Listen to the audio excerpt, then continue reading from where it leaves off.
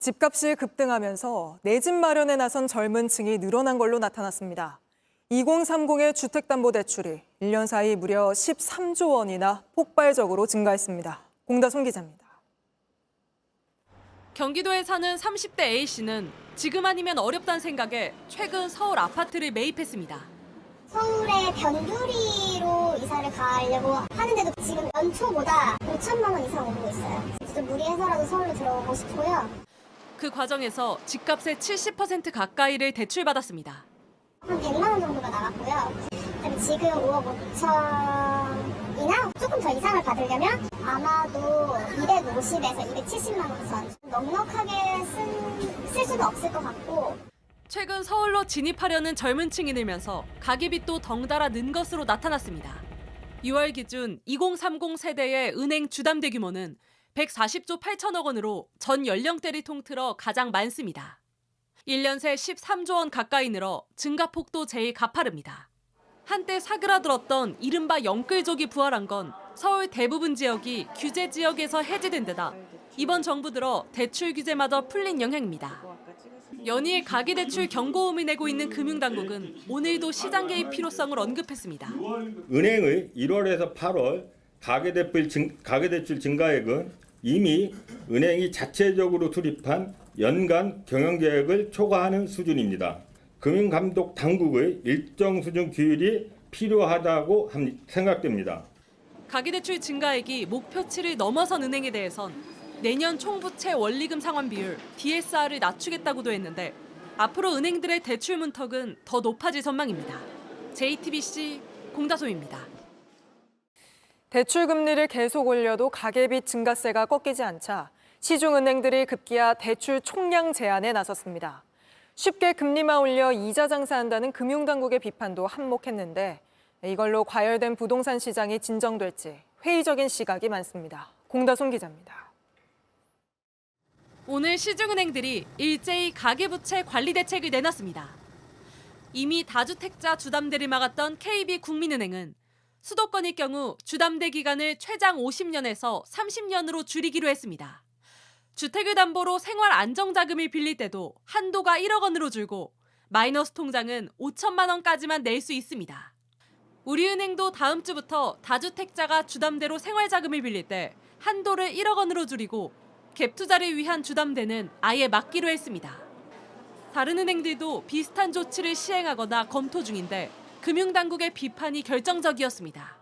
은행들이 이제 금리를 쉽게 올림으로써 약간 여유를 준 것들에 대해서 지금 비판이 있다면 그런 오히려 조금 부동산 시장이라든가 이런 것들에 비추어서 개입을 더 세게 해야 되지 않을까.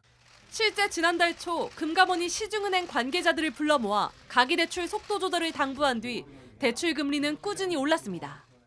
많게는 7차례, 누적 인상폭만 1.4%포인트에 달합니다. 그런데도 가계빚이 줄어들 기미를 보이지 않자 아예 총량 규제로 돌아선 겁니다. 다만 이런 핀셋 규제가 부동산 시장을 진화할 수 있을지 미지수입니다. 주요 지역에서는 아직도 주택담보대출 규제가 심하거든요. 주택담보대출의 증가세가 과연 주택시장이랑 얼마나 연관성이 있는 것인지에 대해서는 다시 한번 고민을 해봐야 할.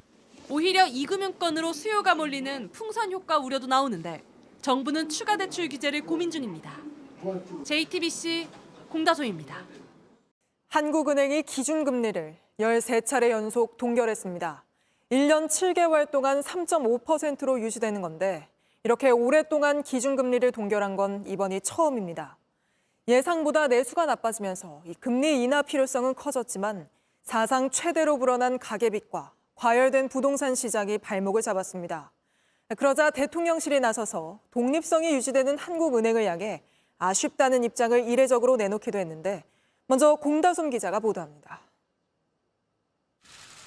한국은행이 오늘 금융통화위원회를 열고 기준금리를 3.5%로 13차례 연속 동결했습니다. 지난해 2월부터 1년 7개월 동안 똑같은 금리가 유지된 건데 역대 최장 기록입니다. 한국은행은 또 올해 경제성장률 전망치도 내놨는데 석 달 전보다 0.1%포인트 낮아진 2.4%로 제시했습니다. 내수 회복세가 예상보다 더딘 영향입니다. 물가가 안정세로 돌아섰고 내수가 불안한데도 금리 인하보다 동결을 택한 건 과열된 부동산 시장과 가계빚 영향입니다.